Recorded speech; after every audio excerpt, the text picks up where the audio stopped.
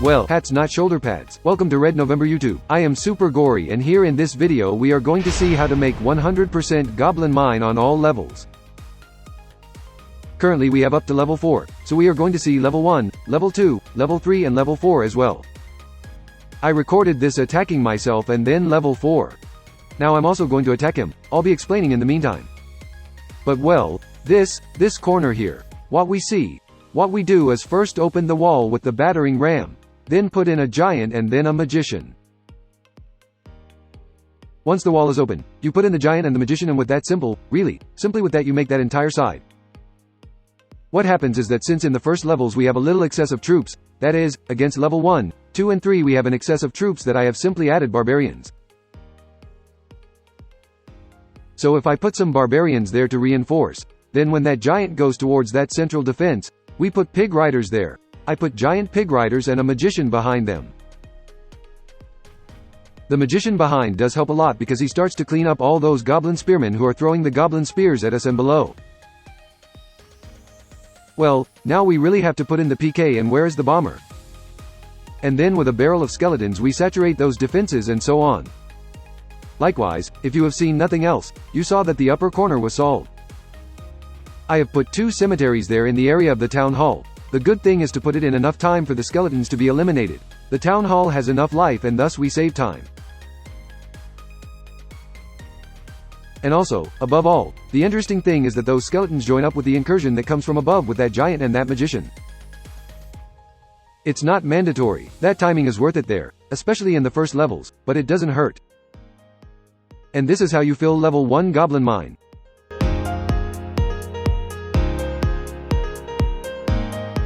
With these troops we are going to attack Mina de Goblins level 2, and it is the same as before, but one more part is added.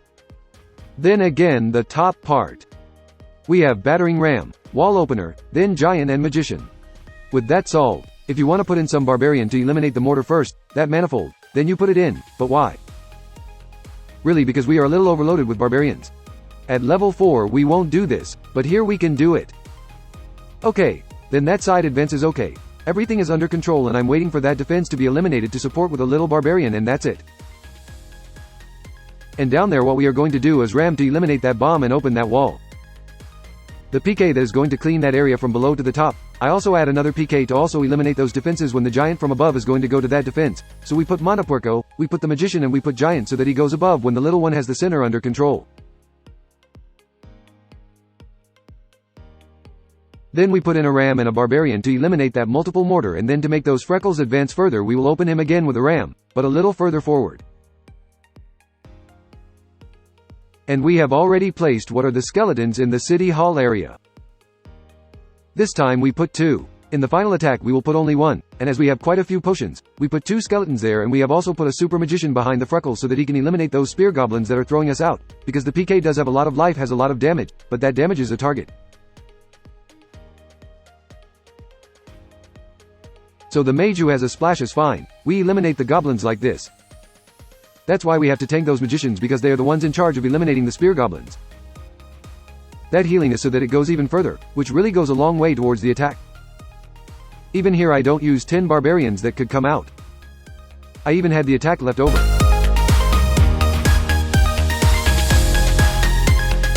Look, goblin, level 3. Here we have it.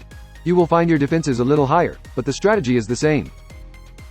Well, here it starts a little complicated because here you do have to have very clear timing for this area. This area is done this way.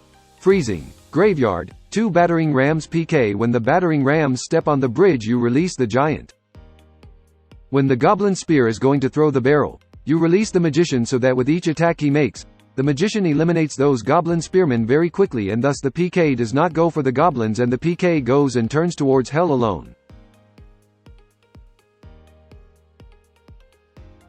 See, even the timing has gone a little wrong. That area is a little bit, you have to practice it. I would tell you that. Have you seen what needs to be done? What troops should we do with? Well, attack again and again until you practice it, until you get that very key area because it is the beginning of the attack and the more life that PK comes out, the better. I even have a very bad life here because I have been exposed for a long time to what hell is and the rest of the village is more. It is more of the same thing that we have done before. That is, from above ram once the wall opens. We release giant and magician, and from below we also ram to remove that bomb and open there. When the PK enters the center, we put a battering ram and a barbarian to eliminate that mortar. The PK that comes from above has done what it could do. The good thing is that it goes further and even eliminates that crusher at the top. You have seen that it is quite good. Then there we are left with a PK, which is the one that has to reach the bomber. It does not need to remove the bomber, but it does need to reach that area at least to remove the multiple cannon. Here he has let go. Well, I had let go of the hog mountain a little earlier. That's why it went to the masher. But the idea is that the hog mountain doesn't go to that masher, but rather goes to the defense above. It's okay to go at the top, and at the bottom we have the PK for that. But equally for that we also have the giant that tanks the magician, which is the one in charge of eliminating the spear goblins, and we also have somehow many barbarians to reinforce at any point. Here, for example, the area below has advanced me a little, but since it is actually quite simple, you can also eliminate the spear goblins with a barrel of skeletons, or at least a large number of them. You could carry 2 barrels of skeletons in that area if you wanted, and there is plenty of attack left. As you see here, I could even release all those extra barbarians there to go faster. But this is how the level 3 goblin mine attack comes out.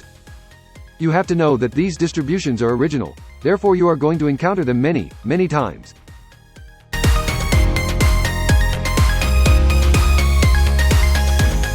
And here I am one-shot 100%, and this is now level 4, the last level we have. And here look how we are going to do it. We are going to start in this area just as we did in level 3, and this is it. This is a little complicated timing, which also happens at level 3, and you have to search. It happens that at level 3 you can make the PK come out a little weaker. Level 4 has to come out with enough life. That's what I mean. But here the trick is to find a way, and for that you have to practice that magician is eliminating the goblins quite quickly so that the PK does not get entertained with the goblins and go to the right.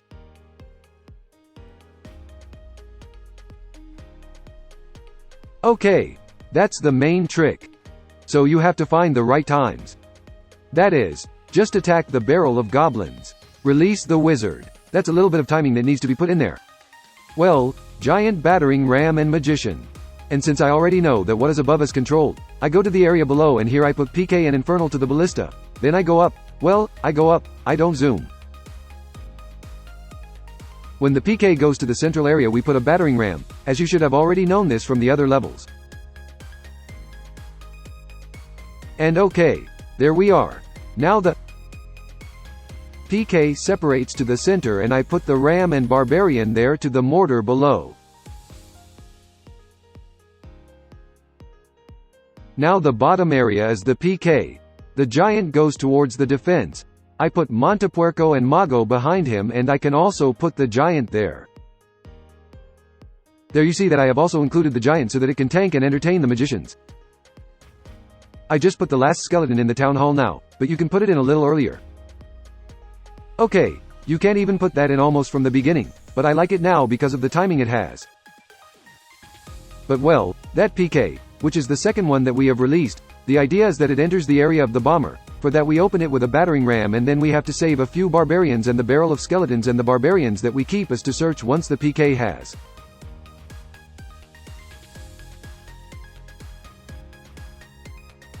died, and there are no longer goblins, spearmen there, or anything to try to eliminate the bomber.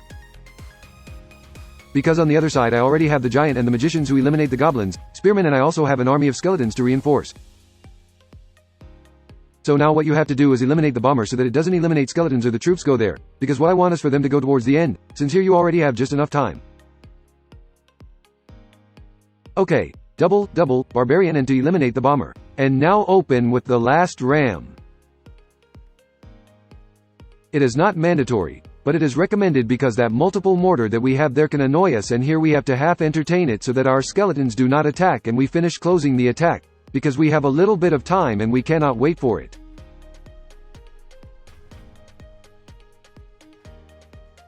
Eliminate that mortar and then let go of what's most important. That's why I say it.